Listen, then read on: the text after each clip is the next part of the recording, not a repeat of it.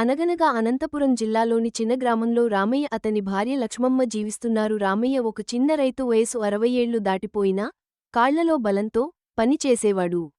అతని భార్య లక్ష్మమ్మ కూడా పనిచేసేది. ఇద్దరూ కలిసి పొలం పనుల్లో కష్టపడేవాళ్లు.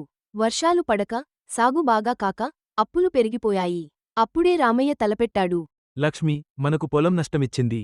ఇక మార్కెట్లో ఏదైనా చిన్న బండి పెడదాం. మన మిర్చి పండింది మంచిదే. లక్ష్మమ్మ తల ఊపింది. ఇద్దరూ కలిసి పురుగులు పట్టని మంచి మిర్చిని ఎంచుకుని ఊరి చెరువు పక్కన మిర్చీల బండి పెట్టారు. మొదటి రోజులు చాలా కష్టంగా సాగాయి. కస్టమర్లు రాలేదు. పక్కనే పెద్ద షాపు వాళ్లు తక్కువ ధరకు మిర్చి అమ్మడం మొదలుపెట్టారు. ఆ షాపు యజమాని రామయ్యను చూస్తూ తిట్టాడు కూడా. ఓ రైతు మిర్చి బండి పెడతాడా? మా దగ్గరే కొంటారు అంతా. రామయ్య బాధపడ్డాడు. కాని లక్ష్మమ్మ ధైర్యం ఇచ్చింది. మనది నిజాయితీ మిర్చి, కష్టానికి మన్నింపు ఉంటది రామయ్య. ఒకరోజు ఊరి ఉపాధ్యాయుడు వచ్చి రామయ్య మిర్చి కొనుగోలు చేశాడు. ఆయన మళ్లీ వచ్చాడు. మీ మిర్చికి మంచి రుచి ఉంది.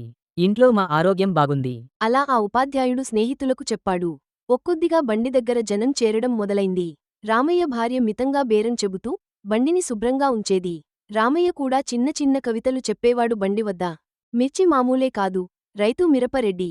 నమ్మకం పెడితే ఆరోగ్యమే లాభం రెడ్డి. అది పిల్లలకి, పెద్దలకి నచ్చింది. ఊరి సర్పంచ్ కూడా వాళ్ల బండిని గుర్తించాడు. మీలా నిజాయితీగా పనిచేసే వాళ్లకి స్థలం ఇప్పించి చిన్న షెడ్ ఏర్పాటు చేస్తాం.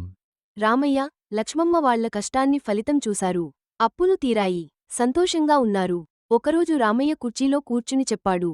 కష్టపడితే మొదటికాదుగాని చివరికి గుర్తింపు రావడమంటారు. మన మిర్చికి నమ్మకం ఉన్నంతకాలం మన బండి ఆగదు లక్ష్మి. లక్ష్మమ్మ నవ్వింది. మనం అమ్మేది మిర్చి కాదు రామయ్య, మనం అమ్మేది నిజాయితీ.